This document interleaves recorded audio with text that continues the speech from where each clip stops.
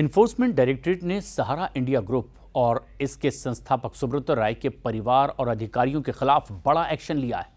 अदालत में money laundering से जुड़े मामले में चार्जशीट दाखिल कर दी गई है और ये चार्जशीट कोलकाता की PMLA prevention of money laundering act में कोर्ट में ये पेश की गई है और जांच में सामने आया है कि अब तक के करीब 1.74 लाख करोड़ रुपए का यह घोटाला हाई रिटर्न के नाम पर करोड़ों निवेशकों से पैसा लेकर किया गया।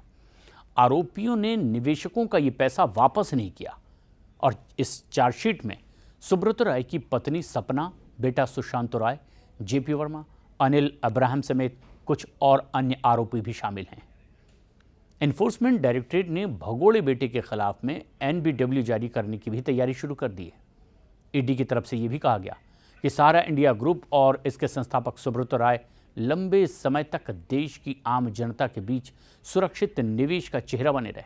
गांव-गांव तक फैले एजेंट और भरोसेमंद छवि के चलते करोड़ों लोग अपनी गाढ़ी कमाई सहारा की स्कीमों में लगाते रहे और कंपनी का दावा था कि यहां पर पैसा लगाने पर तय समय में हाई रिटर्न मिलेगा और भविष्य सुरक्षित रहेगा।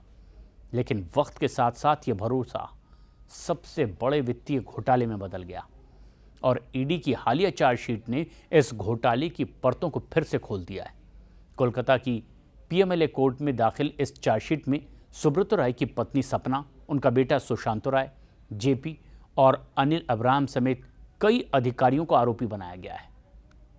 ईडी का आरोप है कि करीब 1.74 लाख करोड़ रुपीस का ये निवेशकों की ओर से इकट्ठा किया गया था और ये रकम हाई रिटर्न और सुरक्षित बचत के नाम पर ली गई थी, लेकिन निवेशकों को उनका पैसा लौटाया ही नहीं गया।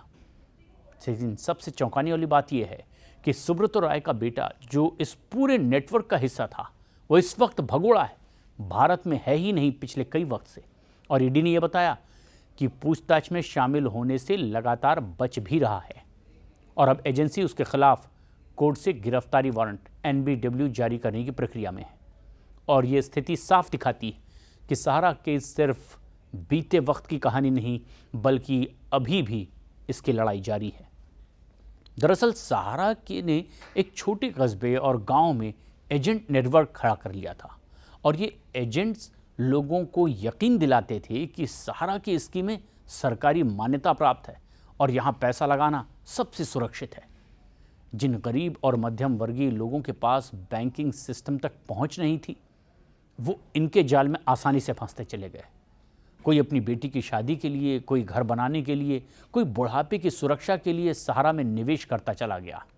धीरे धीरे यह आंकड़ा लाखों निवेशकों से बढ़कर करोड़ों तक पहुंच गया और अब आखिरकार इस घोटाले में चार्जशीट दाखिल हो गई है।